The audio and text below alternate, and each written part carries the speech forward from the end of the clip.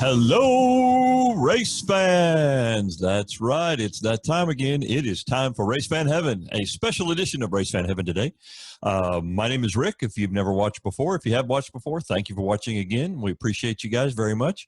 I'm going to do a little kind of a solo show today. I've got a fun thing coming up here in a little bit. I have a long extended interview with super fan Mike from F1Fanatics over in the UK. We're going to have a long talk about F1. So there's a whole huge segment coming up about F1. And I want to talk about Indy as well. Hadn't been with you guys for a little bit. It's been a couple of weeks. A lot of stuff going on. Of course, we're now, I keep looking up at the monitor in case you guys are wondering, why does he keep looking up like that? I'm actually watching Indy Fast Friday, the last day before qualifying, Indy practice. So we're going to talk a lot about that as well. Again, this show is Race Fan Heaven, the Race Fan Heaven podcast and video show. You can catch us, by the way, on our website, racefanheaven.com. You can catch us on Twitter, do a lot of tweeting, as you guys probably do as well. But we do a lot of information on Twitter at RaceFanHeaven on Twitter. Also Facebook at RaceFanHeaven. And my co-host who's not here today is Mandy Curry. And you can catch her on Twitter at Mandy CTV, the letters CTV, MANDY CTV. So anyway, that's how you can get a hold of us. And by the way, we've got a lot of stuff coming for the rest of this season. So if you go to our website, sign up for our email list, because we're going to start doing a lot of stuff by email.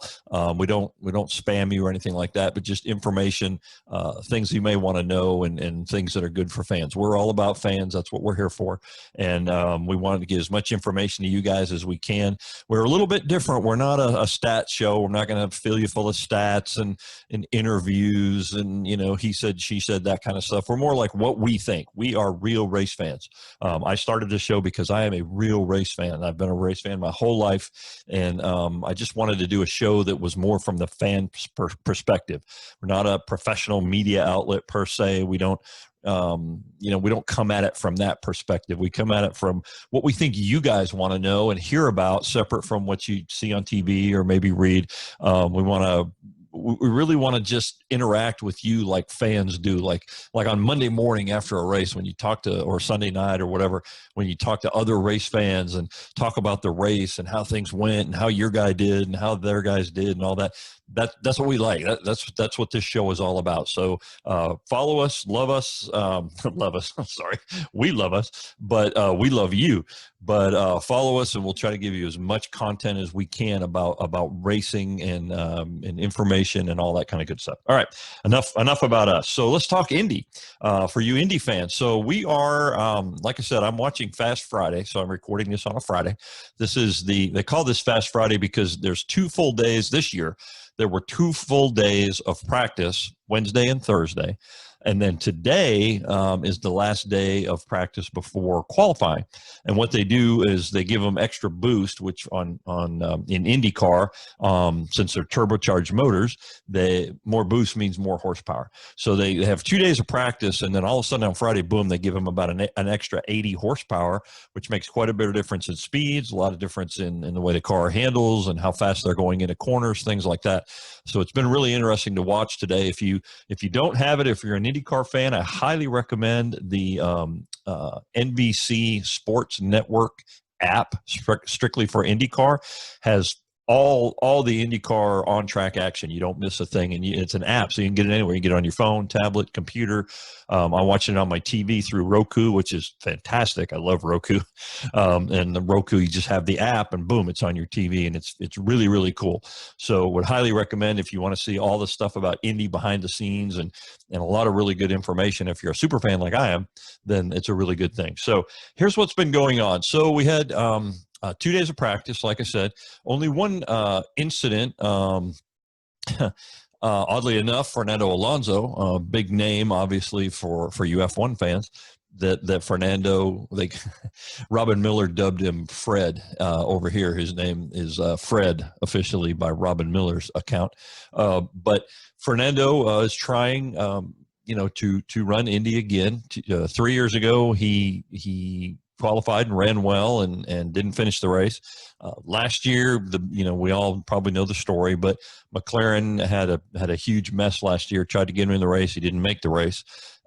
This year, there's only 33 cars because of COVID and all the other things going on. So there's 33 cars that are entered for the race, and so there won't be any bumping for qualifying. For any new fans or F1 fans in the past, Indy starts 33 cars. So if more than 33 cars enter, then the fastest 33 get into the race. And whoever's left, whoever's the slowest after that, they don't make it. So in the past, there's been more than 33 cars, and they have what's called bump day, where they have at the end of qualifying, there's a scramble, usually people trying to go out for another run, take another qualifying run. You can take as many in IndyCar, or at the Indy 500, excuse me, you can take as many qualifying runs as you want in the time frame that they set. So let's say that you run whatever, you run a time and you're 33rd, and then somebody else goes out and runs and they go a little faster than you, and that means they bump you out of the field. Now they're the 33rd fastest and you're the 34th. So if you have time, you can try to make some changes and go out and run again, and it gets really chaotic and really wild. And in the past, it's been fun to watch bump day and people trying to get in the race. And that's how Alonso didn't make the race last year, because he wasn't one of the 33 fastest. But I digress. I was wanted to explain that. But my point is, Fernando Alonso is the only one that's had an on-track incident this week so far in practice, and he just made a mistake. He cut a turn a little too close. At Indy, there's an asphalt. There's a very slight banking in each turn, and there's asphalt, and there's a concrete. I know this is really, really great work here. Great camera work by me.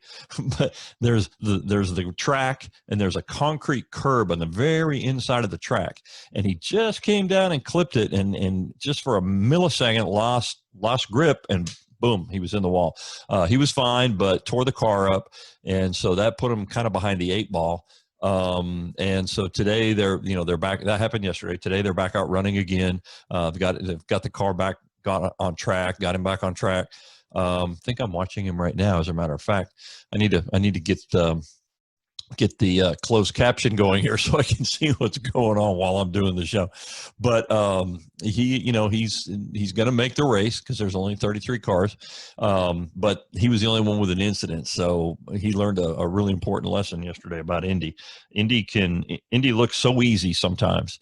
The first year he went there, he was in a really good car with a really good team with a really good setup, and he went out and he was fast right away and ran really well.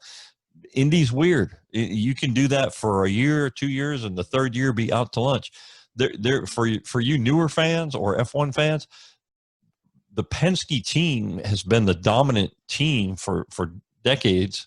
The elite team, they've won it 18 times, I think. But there was a year where they did not qualify. All of their cars did not qualify for the race. They missed it. Back then, cars were a little different, but they had a car that wasn't that quick. And I mean, at Indy, imagine if you're Lewis Hamilton and you show up at an F1 race and you don't qualify. I mean, that's what Indy's about, and that's what makes Indy so special.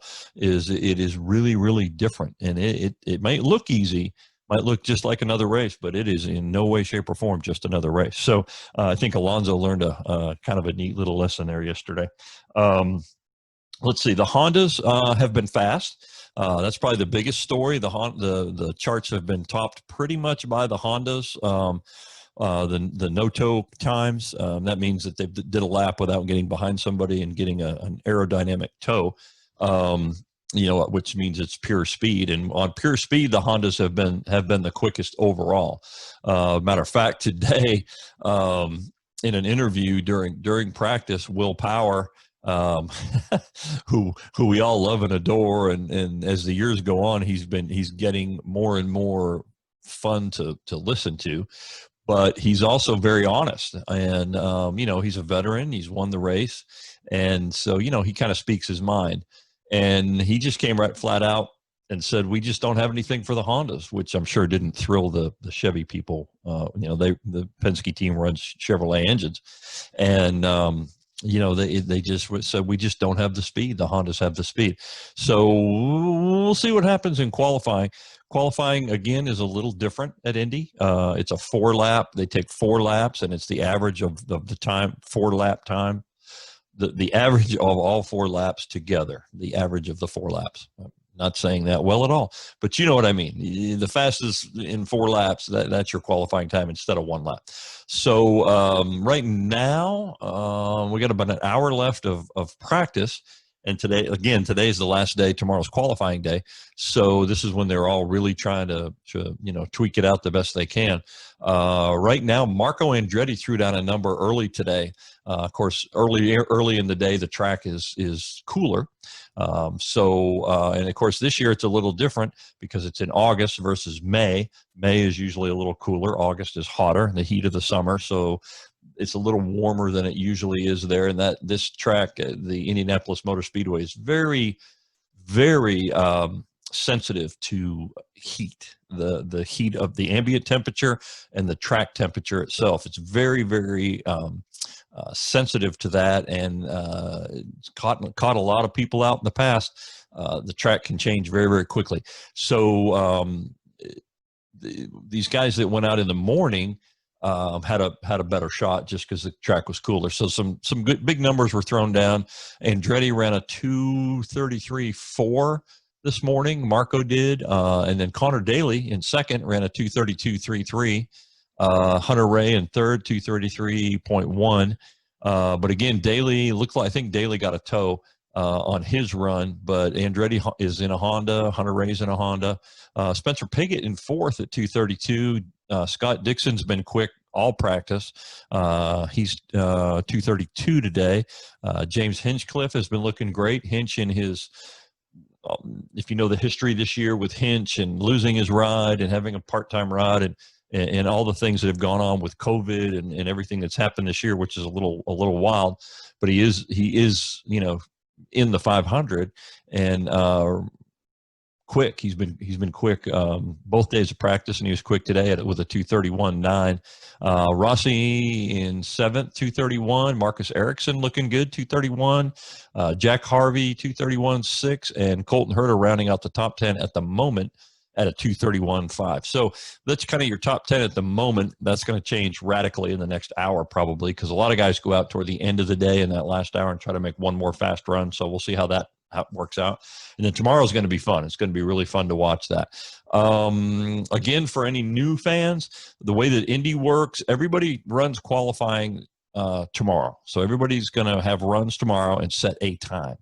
Then the next day, Sunday, the fastest 9 that ran on Saturday will shoot it out for the top 9 positions. So if you tomorrow, if you qualify 10th to 33rd, that's where you're starting in the race and you're done. So tomorrow, if you qualify the 10th fastest or 11th or 21st or 30th or whatever, that's your starting position for the race. But the top 9 go again on Sunday, and they have like a shootout, and those 9 will compete all over again for 1 through 9. So Sunday's kind of like pole day almost, in a weird way. Again, for you F1 fans that aren't big Indy fans, that's how it works. It's a little different. So I want to just throw that out there. Let's see what else has been going on. Another big story there, the aero screen is new. This is the first time that Indy has run with the aero screen that they've incorporated this year onto the cars for safety with a windshield. It's kind of like an F1 Halo, but with plexiglass, so it has a windshield. And this is the first time it's been run at Indy. And the couple of issues that it's caused, number one, it's some weight. It's about another 65 pounds or so on top of the car. So it's altered setups and handling and things like that. It's also tending to punch a bigger hole in the air and creating more turbulence. And most of the drivers are saying that they think it's going to be more difficult to pass than it has in the past, which not a really great thing. Don't really like to hear that. We want to hear that it's easier to pass. We want to see a lot more passing, but you know, it is what it is. They did it for safety. It's a good thing, and everybody deals with it. You know, everybody has the same thing to deal with. So we'll see how it goes in the race. In practice, they're all, you know, race drivers. We don't get me wrong. I love race car drivers, but race car drivers are whiners. I'm a whiner too. You know, I live in Texas. It's 106 outside today. I'm whining about the heat. All right, it's just who we are. But race car drivers are whiners. They always want, you know, more tires. They always want more speed. They always want, you know, better handling car. It's just the nature of the beast. You're always looking for that little extra bit, And so they're all right now whining about, well, I don't know if we can pass and all that. But history shows us that probably during the race that may change during the actual 500. So we'll see how that goes next week. But right now they're all talking about a little bit of concern about being able to pass another car because of extra turbulence because of that aero screen. So that's been a big story. We'll see how that goes next week in practice as well. Let's see what else has been going on. That's about it in Indy. Really, it's just everybody's just running a lot of laps. Really hasn't been any incidents, thank God. Just that one with Alonso. You know, there's going to be 33 cars going for it tomorrow. Honda's fast. Let's see. Looking down the list. Not any real big surprises. I'll be curious to see what happens in qualifying with the Penske's, because in the past they're kind of if you're used to hearing about you know, Mercedes sandbagging before qualifying, the Penske team has kind of in the past been known for that. So they may or may not be. They may not be showing their hand yet. You know, like I said, the Hondas are at the top of the list pretty much, but you know, you wouldn't be surprised to see Newgarden come out and get an early draw in qualifying tomorrow and pop off 234. You know, who knows? You know, tomorrow's when all the chips are on the table. So we'll see what happens, and it should be fun to watch. Let's see, any other Indy stuff going on. Of course, no fans. Unfortunately, if you're an IndyCar fan, you already know that. If you're a casual fan, or maybe you are an F1 fan watching Indy or watching the 500 or whatever, you know, COVID in America right now in the United States is very localized. You know, some places are doing just fine, other places are doing worse. The 500, they did their best. Mr. Penske and the whole team that you know, that bought the Indianapolis Motor Speedway this year, and he now runs the whole thing. Excuse me. He, you know, they tried. You know, at first, obviously, they had to delay. They couldn't have the race in May, and Mr. Penske came out and said, "We're not running the race without fans. Period. There's no way." Well, then things went along, and things were looking good, and then where the race is, the part of America where the race is in Indianapolis, Indiana, had a pretty big spike in cases. And so about 2 weeks before the race, they had a huge detailed plan. At first, they were going to allow 50% capacity of fans. Then they cut it down to 25% capacity of fans. Pardon me, live recording. Sorry. Then in I think it was about 7 days or 10 days before practice was to start, they said, okay, we're good. We got a plan, 25% capacity. You know, we're going to let people who want to come up to 25%. Had a whole plan together, worked that out for weeks and weeks and weeks, and then boom, they met with health officials again, and the officials said, look, we really don't want people congregating.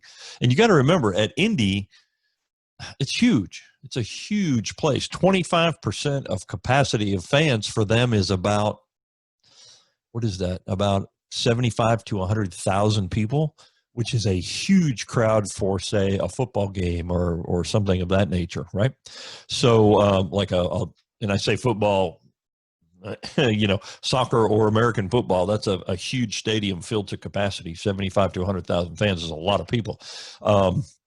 Yeah, they could have spaced them out. There's a lot of controversy about it, as there is with the whole COVID thing right now, and everybody, you know, on every side of the coin, every side of the issue, Some people, don't care. They want to go anyway. Other people, I have friends that have been for years and years and years and said, I don't care what they do, I'm not going. It's not worth the risk. Other people say, I don't care, I'm going. No matter.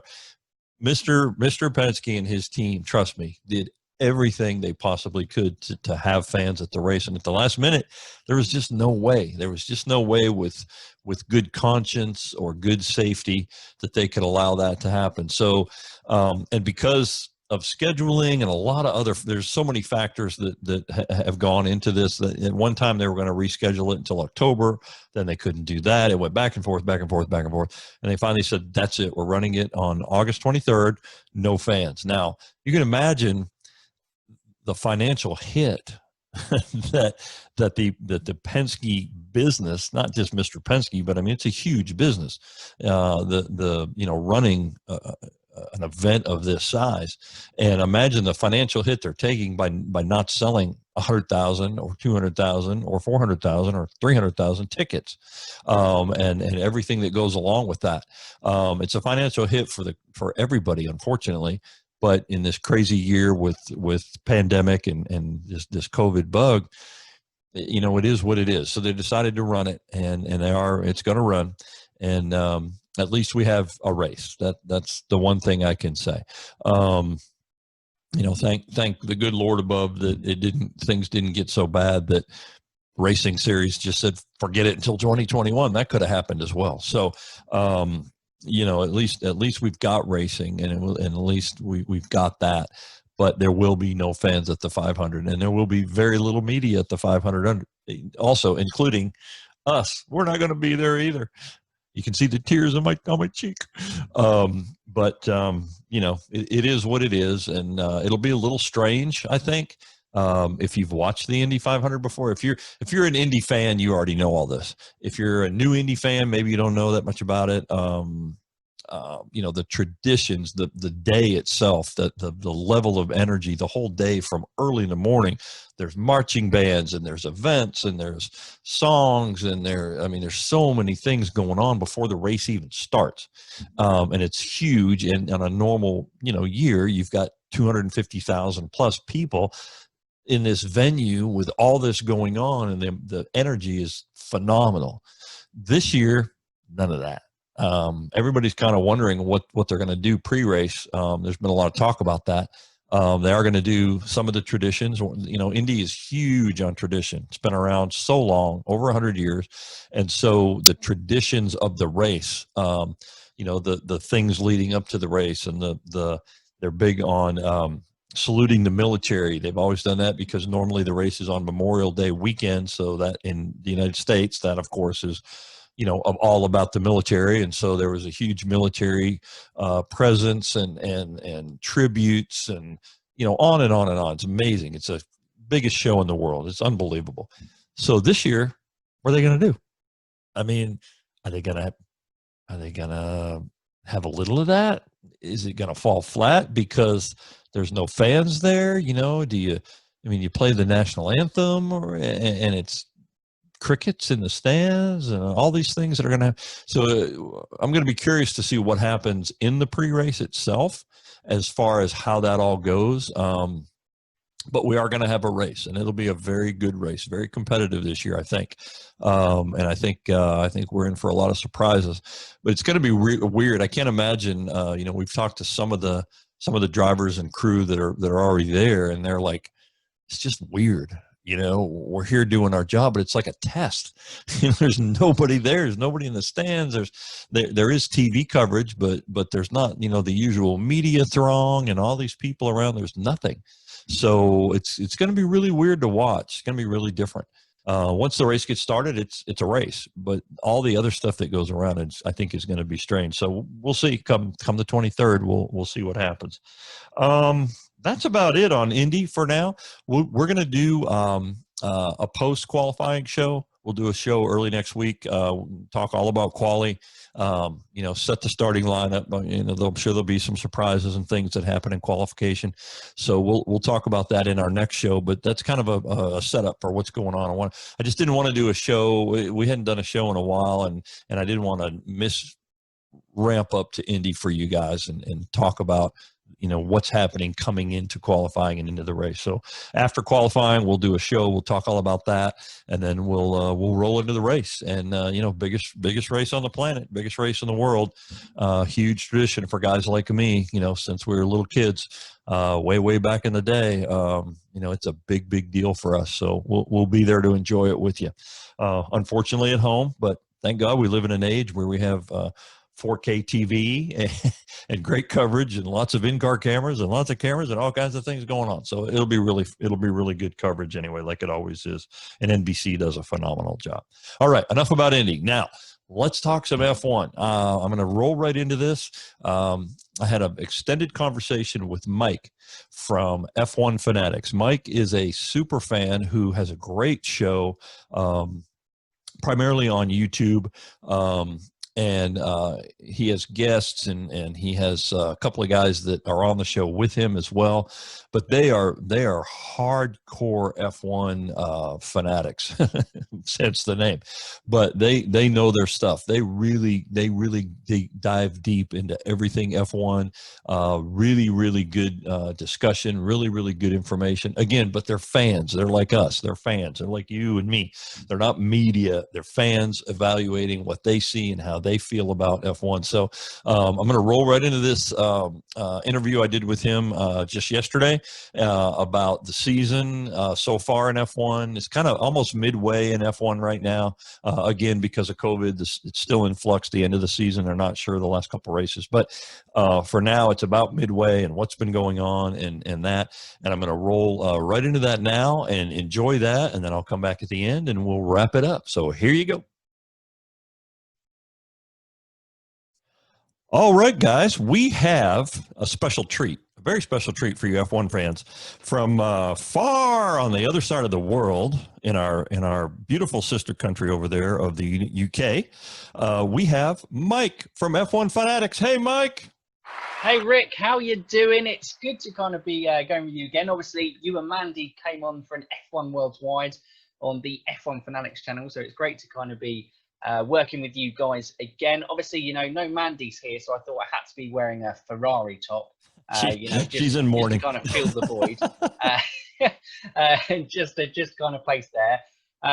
But yes, I'm Mike from F1Fanatics YouTube channel. We basically, like Rick and Mandy, run a kind of a fan YouTube channel, and obviously you guys are a fan podcast, which obviously release stuff on YouTube and basically cover races, previews, everything F1. We basically cover that and just love having debates and chats there. But I'm very grateful, obviously, for Rick having me on today to kind of talk about the F1 season so far. And it's been a very one full of intrigue, actually. I think, yes, it has, and thank you for being here with us.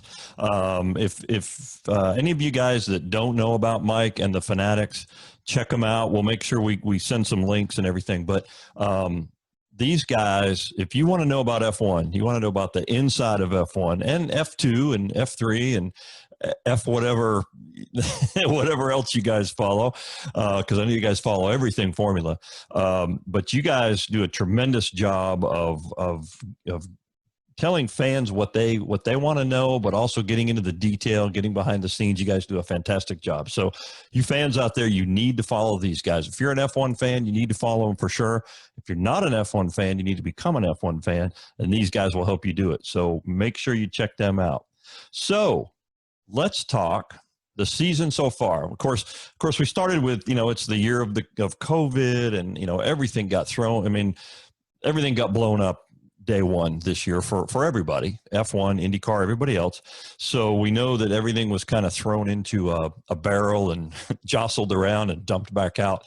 But how do you see the season so far as expectations, how it's gone, any surprises, anything, just sort of a general overall view of what you expected for 2020 as far as the racing and what you've seen so far? Well, I think obviously, when we had such a long break from racing, obviously you with IndyCar as well, I know you guys were at kind of the testing, and then suddenly everything kind of got shut down from there, and we were kind of left in this racing limbo. And so anything coming back, it could have been the kind of 5 worst races in the world, and we would have found the positives in it and going, well, it's racing, So Exactly. that's good. We were But starved. We're watching e-race. I mean, iRacing. We were anything we could get, right? absolutely, Yep. and that came with its whole bag of controversy That was as a well, whole which other story. was, we always find something to kind of get controversial in the motorsport world, Of don't we? course. We'll always find something to do it. That's what us fans do, don't we? We always find something to discuss That's what makes it so and much try and fun, nitpick.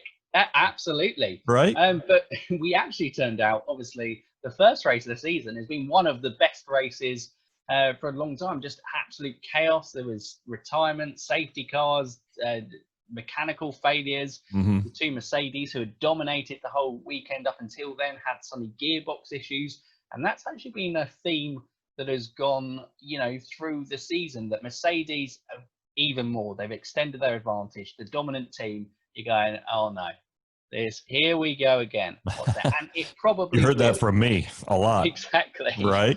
Yeah, and it probably will still end that way. Mm-hmm. But what's fascinating is they built this really quick car, but it's not actually that reliable, or it's coming across more issues. And Mercedes are usually a thing, but obviously with this in F1, we've got these triple headers. So we started off the season with 3 back-to-back races, had a week break, and we're now on with this weekend approaching the last race of the second triple header of the season, and then we have another triple header after that with Spa, Monza, and Mugello.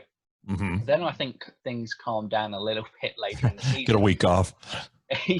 Yeah, absolutely. But it kind of puts pressure on teams that I think adds in an interesting variable to the stuff we've seen. And if you actually take Mercedes out of it, which is quite hard to do because they're the dominant team. Yeah, we've had a hell of a season. Like Red Bull isn't necessarily kind of too far advantage in terms of that. Ferrari have built an awful car that's made it interesting.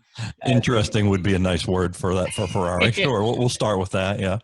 Well, I believe it was like McLaren, Renault, and Racing Points were saying that they want to be catching Ferrari, and Ferrari did the kind thing in terms of making a worse car that brought the other teams closer to them. They said, okay, sure. Okay. Yeah. We'll do the job for you. Yeah, we'll just go slower and we'll run into each other some more, whatever. Oh. Yeah, why not? Well, I mean, that was Styria. Oh, dear. Leclerc.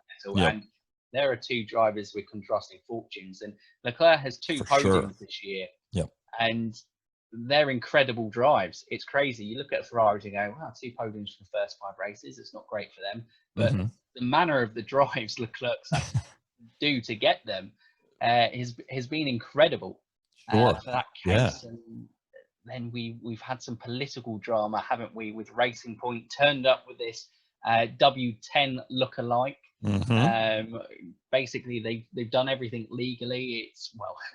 They've done everything legally. It's legal in the technical regulations. So far.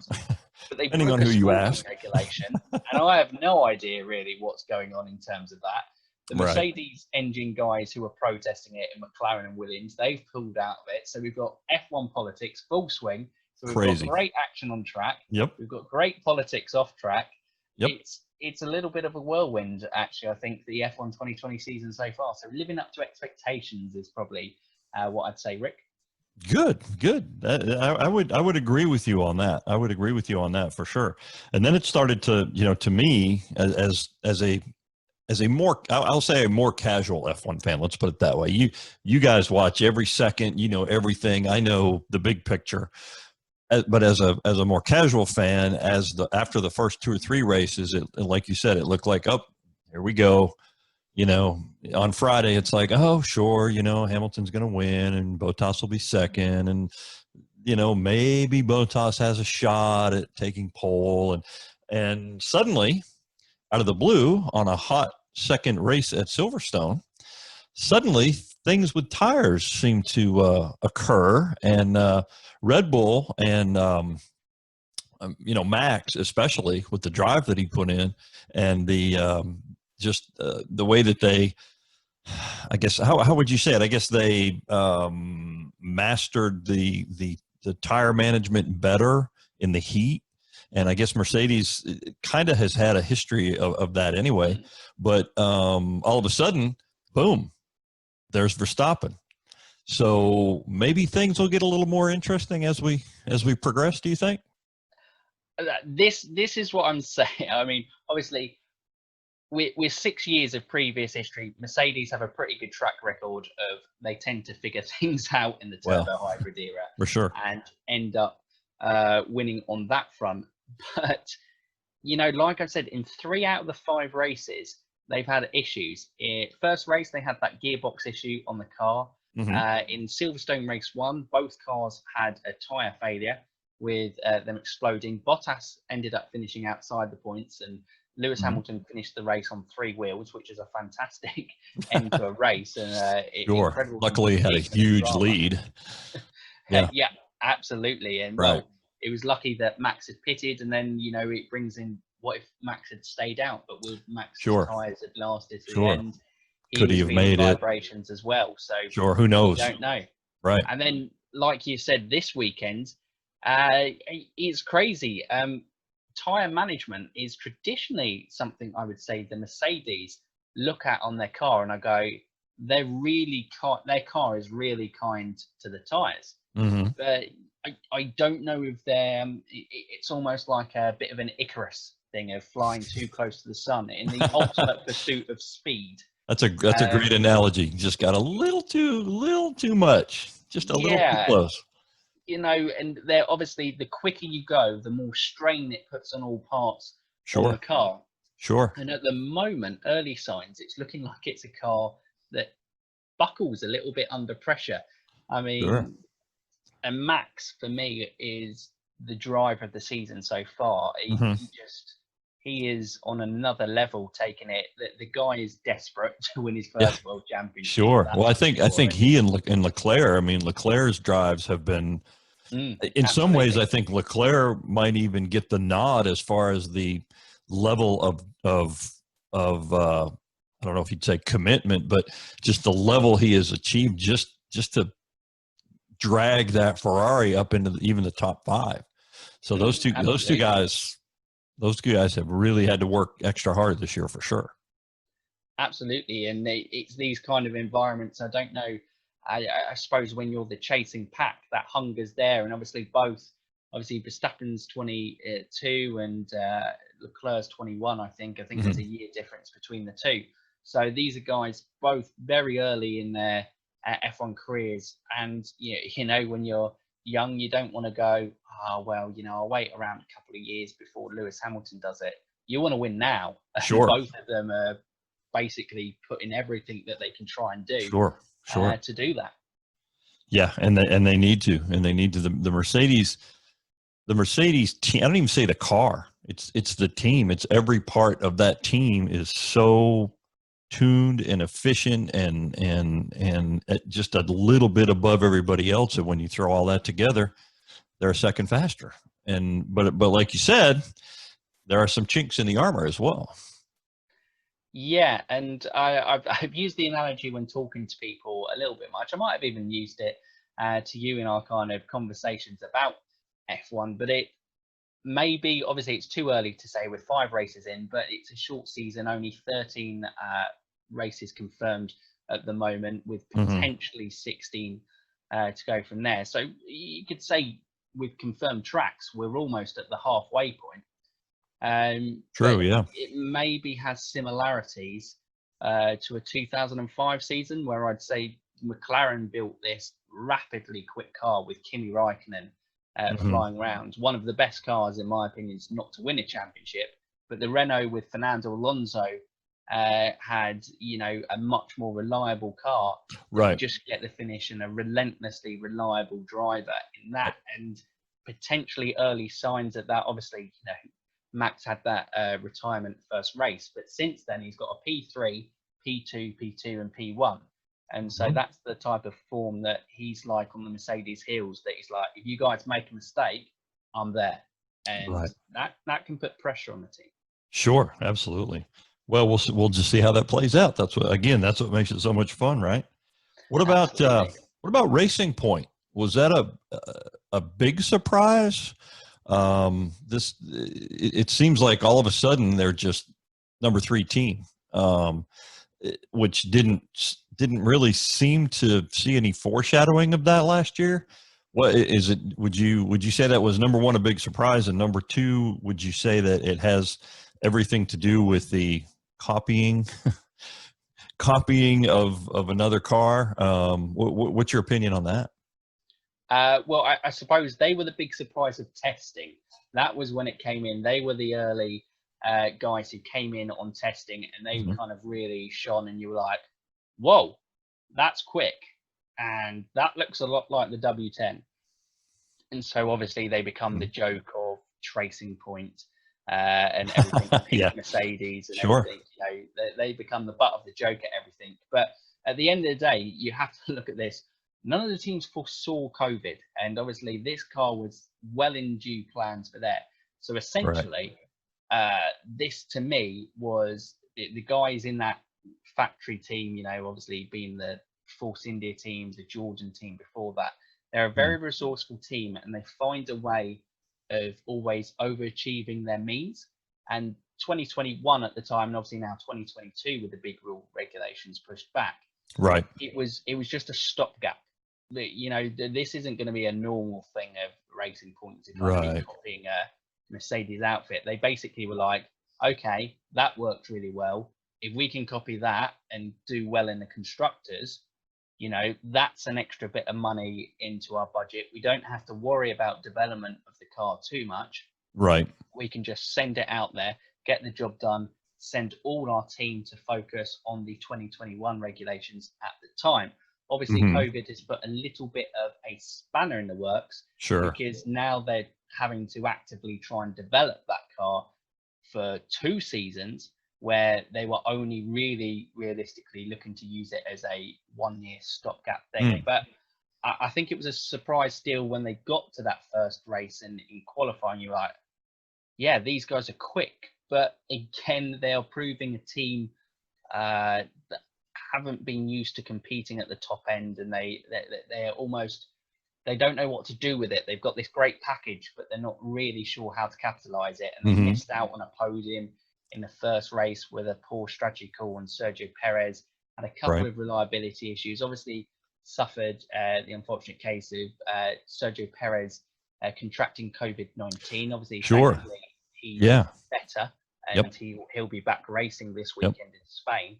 You know, they haven't really been able to capitalize on this big leap in advantage that they got over the likes of Renault and McLaren and Ferrari somehow. Sure. Well, and that's a great point. It's like it's almost like they showed up and were surprised at testing, and they went, "Oh, oh my gosh!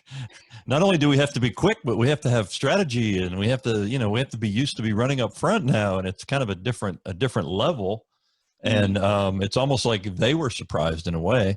But like you said, and then unfortunately with Perez, being pulled out for 2 races, and then Hulkenberg shows up, and then his car can't make it past the grid, unfortunately, although he was quick right away. But then qualifying third in the second race was fantastic. So the car obviously has speed. That's a good point, though. Now they have to carry that through this year and even next year to make it to the new rules, regulations, and so forth. But I thought it was really interesting to see, and you and I have talked offline behind the scenes, and I want to see more variety. I think everybody kind of does, except obviously the Mercedes team. But it's nice to see it's these surprises in these teams that are starting, it looks like starting to maybe catch up and rolling into these new regulations that are coming, where everybody's going to be on a little bit more of a playing field. Maybe that'll make it more competitive and more fun for fans like me. I'm a race fan, so I'm not a Ferrari fan, I'm not a Mercedes fan, I'm a fan of the sport. And so even though I have maybe have favorite drivers, I'm a little bit different. I would love to see a different winner every week. And the last race of the year, 5 guys having a chance to go for the championship. And I think maybe for Formula One has, with the rules, regulations, and everything, has kind of seen the handwriting on the wall. And there's in no way to put down Mercedes. Mercedes has absolutely earned what they have. They've earned it in every way, whether it be engineering, drivers, funding. That doesn't happen by accident, and it's not a. In my opinion, it's not a case of just they have more money or they have more talent. They've put every piece of that team together properly in such a way that they're just that much better than everybody else. It's like any other sport. It's like, American football or soccer or whatever. If you have 3 superstars and the rest of the team stinks, that doesn't help you. But if you have across the board really, really good players all the way across the board and they all work together, it shows. And I think that's what Mercedes is showing now. It's just gets a little boring sometimes, Yeah, no, absolutely, and you're bang on right. Mercedes, they've dominated because they've been the best team, and the onus is on the other teams. And the real letdown team here have been Ferrari, because they're the only ones not financially. I was heading there. Well, Yeah. They're the only team financially that can compete through Mercedes through Sure. this time. But Mercedes had the one big advantage in this era, which is the turbo hybrid engine, which they invested a lot in got the jump on the other teams. Obviously, we saw a level of dominance. If you didn't have a Mercedes engine in 2014, you basically didn't bother turning up to a race. Right. And it's pretty much got there. But Red Bull have obviously had the problems with Renault and then switching to Honda. So they've had to take a step back engine-wise, but are now coming back up to pace. And Ferrari have just had all the tools there, but just staring at it confused with how to use them. And unfortunately, if you look at history, not necessarily a surprise. Unfortunately, it looks as though at this point, Leclerc is just fighting for every inch every week because he just signed a long-term deal and he knows he's got to do everything he can do. It also looks like Vettel just wants it to be over. I mean, it seems like it's at the point where he's just praying for the last race, But poor Seb too, not to put Seb down, but the last 2 or 3 years, a lot of self-imposed mistakes, whether that be a falling out, with the team, a confidence level. There's a lot that goes on behind the scenes that we never know about.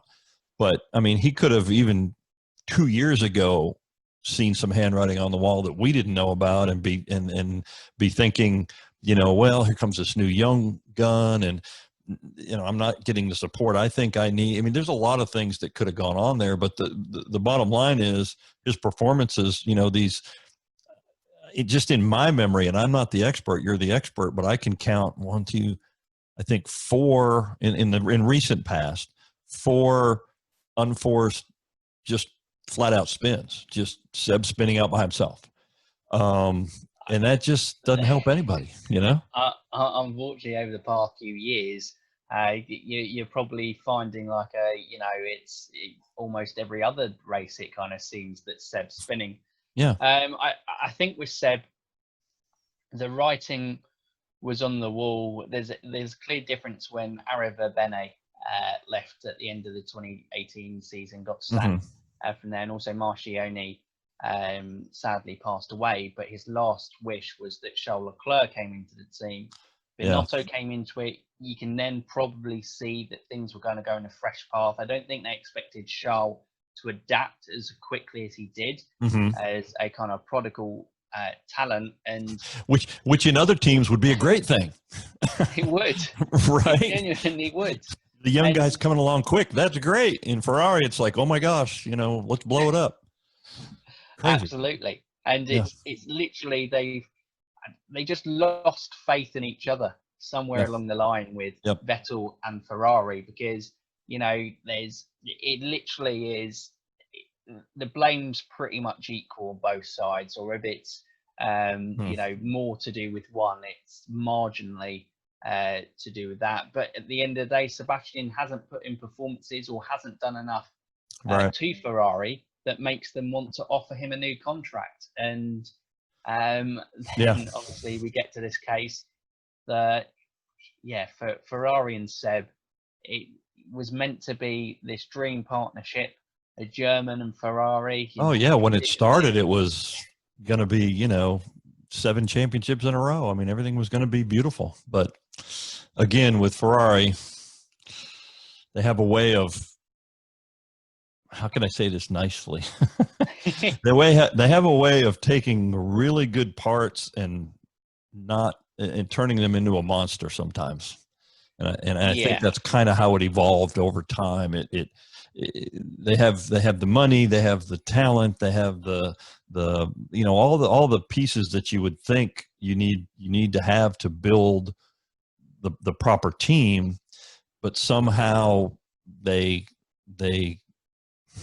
I don't know if it's an emotional thing. I mean, I don't want to sound racist because that's crazy, but you know, it does kind of make sense that the team that is super pragmatic and capitalizes on every single thing and everything is really maximized and unemotional is the German team, and the team that is always emotional and always full of drama is the Italian team. I mean, it's kind of the way it's been for decades.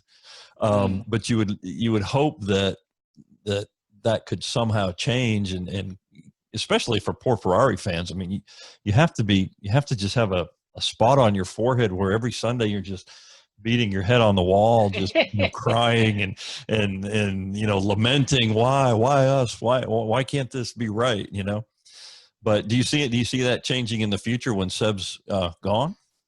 What do you think?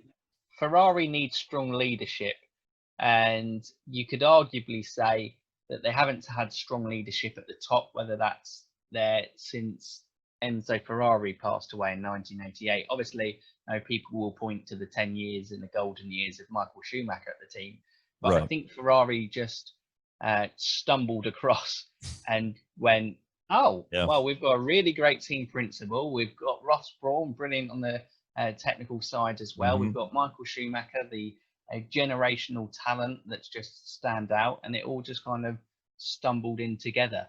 And it would have been pretty hard even for Ferrari Sure. to cock that one up. But since Yeah, and I then, think either Schumacher was. side it struggled. Yeah, and Schumacher seemed to be a more. I don't know if I would say dominating driver, but more of a. I mean, inside the team, more of a unifying. Like everybody, it seemed like when Schumacher was there, everybody knew that we're doing this because Michael needs this, and I don't know if that ever was the same with Vettel. It just never seemed to pull together that way. He himself, I think, put himself in Michael's shadow with obviously, him being his idol and wanting to go to Ferrari, chasing the Schumacher dream. And in that, I think it's kind of hindered himself because, Michael Schumacher is one of the greatest to ever do it. And he was Sure. an incredibly inspirational man on the track and off it. Like, And the level of commitment. I mean, his level of commitment was Senna-like. I mean, he was so committed to everything. I mean, measuring his food for every meal. And I mean, I think a team sees that. I think when it sees its driver that committed, and I'm not saying Seb isn't, but it seems like the team around you sees that and raises their own level based on your level. And I think, we could do a whole show about Schumacher for sure, which you, by the way, have done. And fans, you should go, because again, this is Mike from the Fanatics, F1 Fanatics.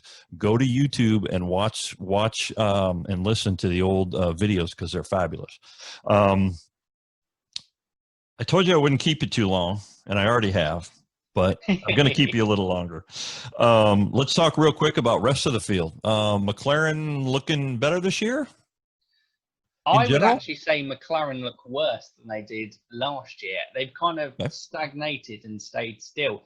And this is what I think, obviously, it is so hard because we want to see battles at the top and at the front. Sure. And so naturally the cameras all focus there.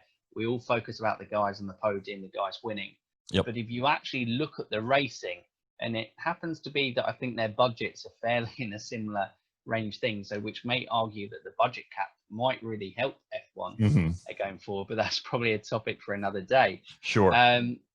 But yeah, like McLaren, they've gone there. Renault looks to have a consistent race pace. McLaren have this one lap pace, but you talking about it earlier, they have a Mercedes with a fantastic team. McLaren have a fantastic team. They have this harmony, absolutely brilliant. Everyone's going in the same direction, and it really is superb to watch. So that when there were last lap incidents in Austria in both races, they could take advantage. And since then, they struggled a bit in terms of taking their qualifying pace into the races. They've struggled a little bit with tyre management and finding the car performance, but they're still a strong team. And with the Mercedes engine coming into the back of that car in the 2021 season and beyond, they look an exciting prospect, certainly, for sure. Yep. Okay. Last but not least, team-wise, I got to ask about Haas, because they're, the American team. I guess they have signed up. I mean, there was a question whether they would continue after this year. Apparently they're going to keep continuing, but the wheels, I mean, since 2 years ago, the wheels literally seem to have fallen off for them. What do you see their future looking like? Well, the problem is with Haas is they trialed this all new way of coming into Formula One, which is basically outsourcing as much as they could do and just basically running the race team as it goes there and trying to be budget F1. Right. The problem is F1 doesn't really lend itself too much to the budget teams. With the budget cap in, that's probably what's kept them with this kind of hope that they might get closer. Right. But they've also chosen the team over the past couple of years to kind of back. It worked, funnily enough. 2018 was one of Ferrari's best seasons in recent times, and Haas tended to do pretty well in that season. Their wagon was tied to Ferrari from day one, and so that might tell us something right there. Exactly. So they struggle with that element, that they get their parts from Dallara, build them a great chassis. But the problem is with Haas is because other teams have the racing, everything's there. They can do it. They have their own data. They have their own wind tunnels. Everything goes there. They build their parts, so they have a better integral understanding of what they're putting on their car. Haas kind of get it. They then got to figure out how to do it. And then when things aren't correlating in the data, it then takes that much longer. And then by the time they figured out that issue, another issue's popped up. Sure. So like last year, they struggled all the time with the tyres. They finally fixed that this year. But this year, they've been unlucky that they've had the Ferrari duped engine, thanks to the clarification in the rules from past last year, which obviously has affected their performance. But they seem, I would say, ahead of Alfa and Williams, which is where they would definitely hope to be. They were hoping that they'd be closer to McLaren and Renault. But they're there. Their qualifying pace is really poor, but better for them. They look better in the race. Right. And it's a platform to build on, but it's always going to be so difficult for Haas because of the way that they operate as a team. Sure. Well, I think money really comes into play with them too. It's amazing to me. You don't see a lot of sponsorship on their cars. And of course they had the whole silliness with the energy drink, and that's a whole nother crazy. We can do a crazy show about that. But the bottom line is, I mean, these cars to build a competitive F1 team, it takes a tremendous amount of money, and I'm sure their budget is, I don't know what it is, much smaller than the big three for sure. But I'm at least happy they're staying. This guy, I know a little bit about Gene Haas, just from NASCAR and, everything else over here, him being American. Sure, he's got a lot of money, but at some point, you look at the checkbook and you keep writing zeros, and after a while you wonder, is this really worth it? So I was glad to see that at least they're going to be around, hopefully a little bit longer. Who's left? What about we talked about AlphaTauri real briefly. Williams is kind of kind of tough with them with the funding too, right? Yeah, those guys at the bottom, Haas and Williams, definitely the two that want to be jumping off. Williams, obviously, historically a very successful Formula One team. They're kind Sure. of paying, still probably paying the consequences of the 1997 Concord Agreement in terms of how the finances changed in that, and their heavy reliance on getting constructors' money, and then obviously their whole budget or business model was based on performing well. Yeah, And if and you they have a didn't few change. seasons where you don't perform well, Yeah. it becomes a little bit of an issue. But it's a positive step in the right direction. 2019 definitely was rock bottom for them, but they're moving back up. They've got this obviously prodigal talent in George Russell, which is fantastic for them to do. Getting into Q2 on a regular occurrence, which is Sure, massively, in that car. yeah, Yeah. which is good. But they seem to have the Haas problem of last year. They've got all the qualifying pace in the world, being competitive, more competitive with other people. But in a race, it just goes to nowhere. Yep. Last but not least, let's see. Who have we forgotten? Have we forgotten anybody? Little season review. I think that covers it, right? I think it pretty Pretty much much. does. I think we've spoken about everyone. So to wrap this up in a bow, a lot of things went the way we may have thought they were going to go so far this year. A lot of them, a lot of surprises. Do you see, just to kind of end this for the rest of the season, do you see any more surprises? Do you think it's going to pretty much be a Mercedes show with a few Red Bulls thrown in here and there, and Lewis wins another championship, and we roll on, hopefully we roll on out of this year and into 2021 with a back to a normal world? How do you see it going? If I was to predict a surprise, which I suppose that kind of defeats the whole point of surprise, it would be that it isn't plain sailing for Mercedes, and obviously with Mugello, Imola, Nürburgring, Portimao on the circuit as well. That's 4 circuits that we either haven't been to in a while or are totally new to F1. That, you go, well, it's an unknown variable, and if Mercedes car is looking unreliable, maybe we can have some more issues. The big surprise would be that Max Verstappen can mount a serious title challenge this season. The rest of it, I think the entire midfield is a surprise. Yeah. Whoever finishes third, that's where the real racing is. Absolutely. I've no idea who's going to finish. Yeah, that probably be the most fun to watch, I think. Yeah. Absolutely. Yep. Great. Absolutely. Well, Mike, we appreciate your time. Thank you for staying longer. By the way, just as a little aside for you, I keep looking up because on my monitor in my office, I'm watching practice for the Indy 500 right now live, and Alonso was 4th on the board for you F1 fans. Looking pretty good so far. Yep, currently 4th, 224.363. And today, just for you F1 fans, I can do a little Indy promo on the way out here because I'm trying to get more Indy fans over here. But Indy's a little different. Converted me. Good. Well, Indy has a lot of practice. The Indy 500, there's a ton of practice. Practice opened yesterday. They had a total of, I think, 5.5 hours of track time yesterday. They have 5 or 6 hours today. They have more tomorrow. Then we have qualifying on Saturday and Sunday. Then next week we have a couple more practice days, and then the following Sunday will be the race. Unfortunately, without fans. But I think the European connection with Fernando Alonso, I think he has a really clear, good shot at winning the Indy 500. And wouldn't that be a big thing for world motorsport?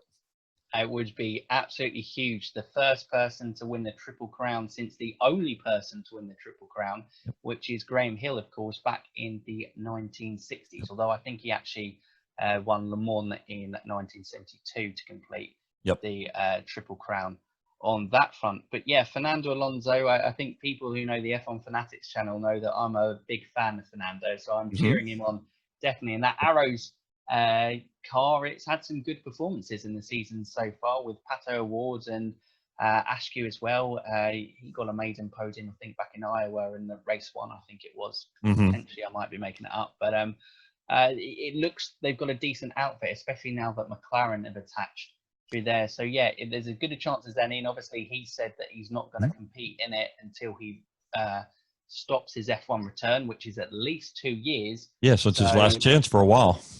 Absolutely, the man will definitely be very motivated. Well, the thing about Indy is that it's such a it's not like any other motor race in the sense that just because you're on pole doesn't mean you're automatically going to win. There are so many variables to Indy. It's amazing. Everything from weather. There's so many pit stops. I mean, everything's got to be perfect to have a perfect day. So I think it'd be great for everything. I think it'd be great for IndyCar. I think it'd be great for World Motorsport for him to win that. And I don't think there's anyone more deserving. He's certainly putting in the effort. So keep your eyes on Indy practice and qualifying this weekend, and the Indy 500 next week. Not this weekend, but the following weekend. And we'll hear from some cheers from over there in your part of the world, I'm sure. I'll certainly be watching, Rick. Absolutely. Well, listen, Mike, thank you so much for your time. You want to do a little quick promo? Where can people find you? Go ahead. Of course. No problem at all. Obviously, you've given us a big promo throughout. I appreciate, obviously, all the kind words that you say, Rick. And first of all, you've got to obviously make sure that you're following the Race Fan Heaven podcast, whether you kind of listen to it on the go in terms of audio, but obviously, with the YouTube, whether you like the visual kind of more interacted on that front there. So drop these guys a subscribe on that front. But YouTube is obviously where F1 Fanatics is mainly based.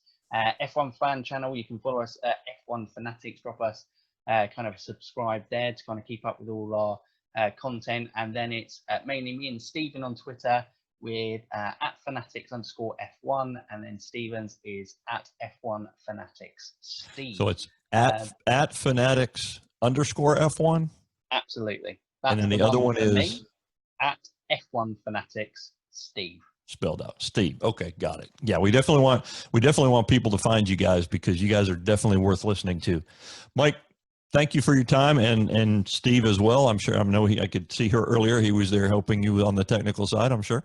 But we really appreciate your time. We'll check in again, hopefully, as the season wears on, and see if any of our predictions are even close to being right. Okay. It'll certainly be interesting. Rick, thank you so much for having me. And obviously, enjoy the rest of the Indy practice and the racing this weekend and next. And you as well. We'll see you soon, buddy. See you soon. Thanks. Take care. All right. And there you go. That was a great recap of the season so far. I think Mike's amazing. He's really, he knows his stuff. He knows his stuff deep. He would consider himself a fan, but I consider him more of almost a commentator in a way. He just really, really knows his stuff and does a great job. So thank you, Mike. Great job. We love having your information, and make sure to check him out at F1 Fanatics. Those guys are great, great info, tons of other shows that they do. They do a lot of shows. They put out a lot of content during the week, and it's really, really good stuff. So definitely follow them. All right. Well, that's it. We're going to wrap it up. We talked Indy. We talked F1. We're in the throes of Indy 500 qualifying and then the Indy 500 next weekend. So we'll be talking a lot about that. More F1 coming for you. We will chat some NHRA later this season. We might even chat some NASCAR. Who knows? We'll do whatever we can with the time. We try to bring you as much content as we can bring you. So please make sure to check us out. Again, we are Race Fan Heaven. We are available at racefanheaven.com, our website. Sign up for our email list. You can get the podcast there as well. That's the easiest place to get the podcast. The new actual podcast will be on the front page.